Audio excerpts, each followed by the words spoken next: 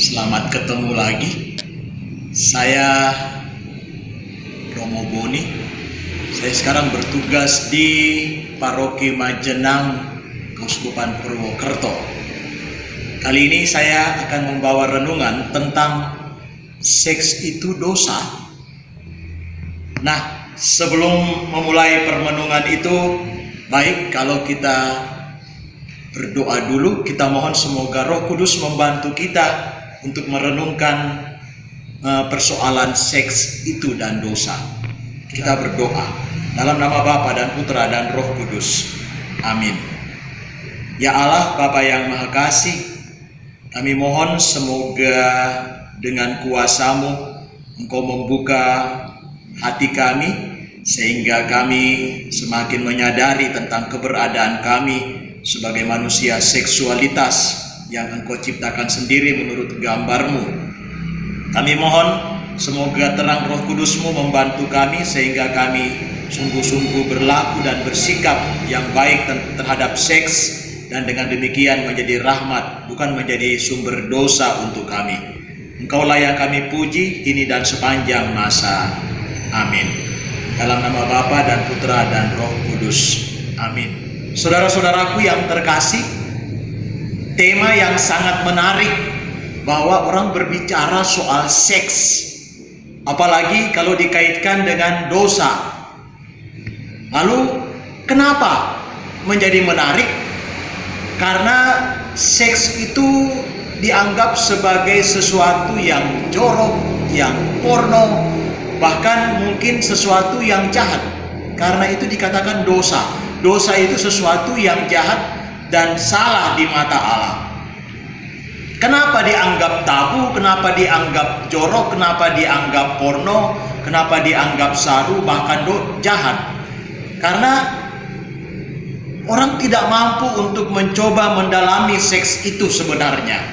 Dan juga sebenarnya tidak ada jawaban pasti kenapa orang melihat sebagai sesuatu yang tabu, sesuatu yang jorok. Maka mari kita lihat bagaimana sih gambaran kitab suci soal seks itu.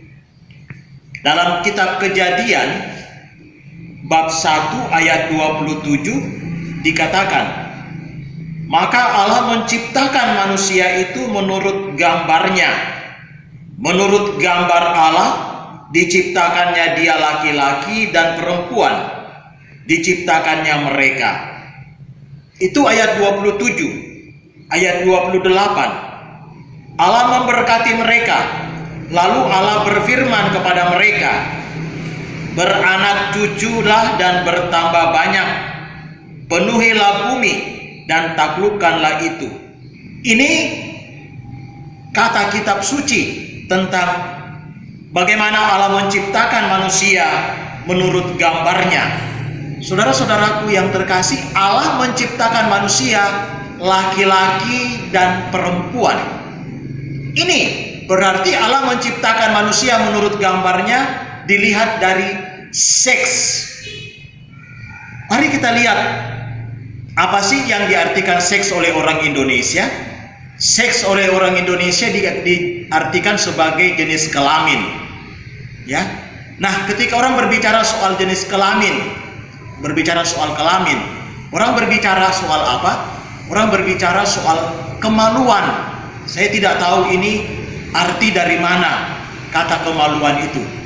Kalau kita mengartikan kemaluan dari kata intinya itu adalah malu ditambah dengan awalan ke dan akhiran an. Sehingga kalau mau diartikan menurut tata bahasa Indonesia, kemaluan itu berarti mendapat malu. Maka ketika orang berbicara soal seks, orang berbicara soal sesuatu yang malu. Apakah memang seks itu memalukan? Saudara-saudaraku yang terkasih, mungkin ini yang menjadi jawaban sehingga seks itu dilihat sebagai sesuatu yang tabu, sesuatu yang jorok, sesuatu yang jahat. Karena membuat orang malu, membuat malu.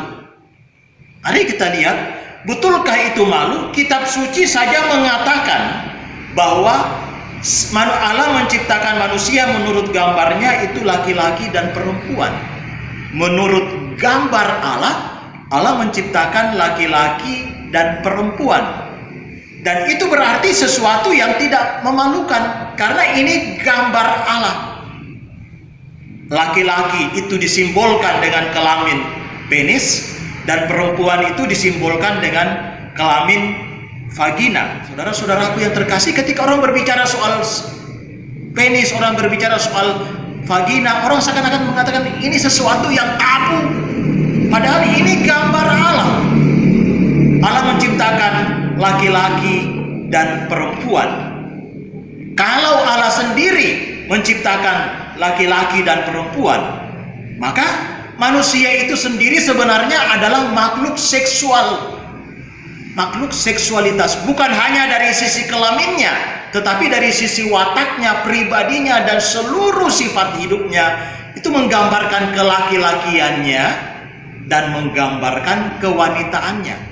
Ketika orang lahir, yang ditanya itu apa? Anakmu apa sih? Laki-laki atau perempuan?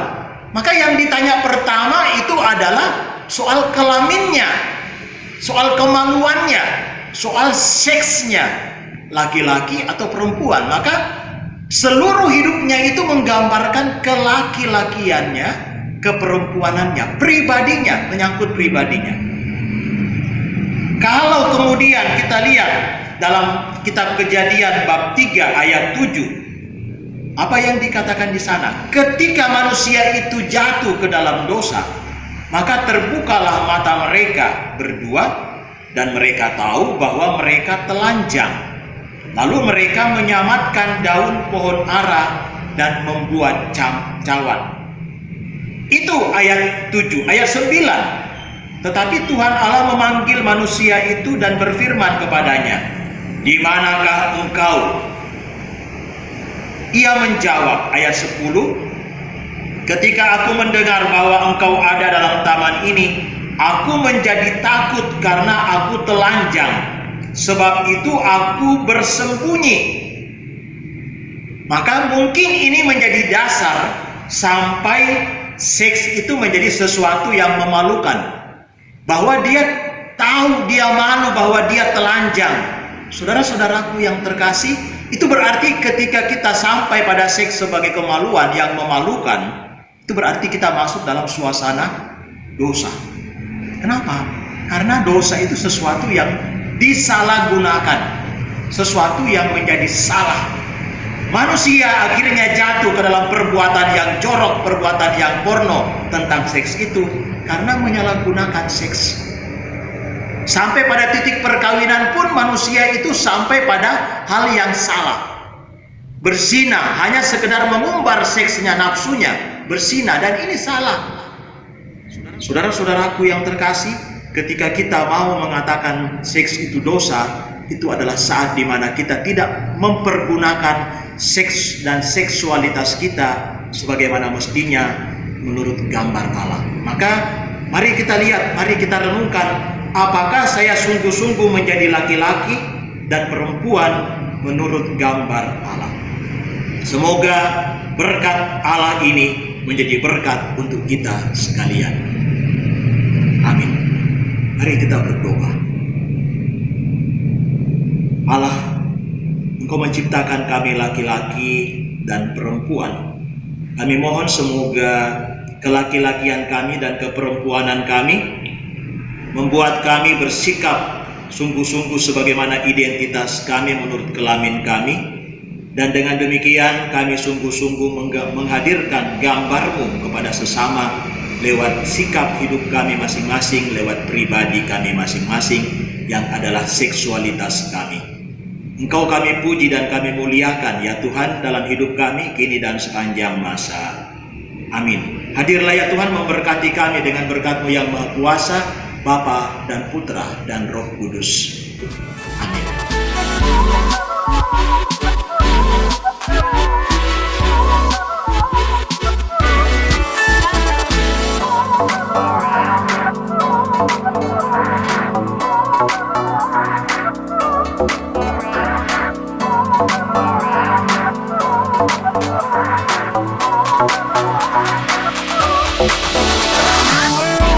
Bye.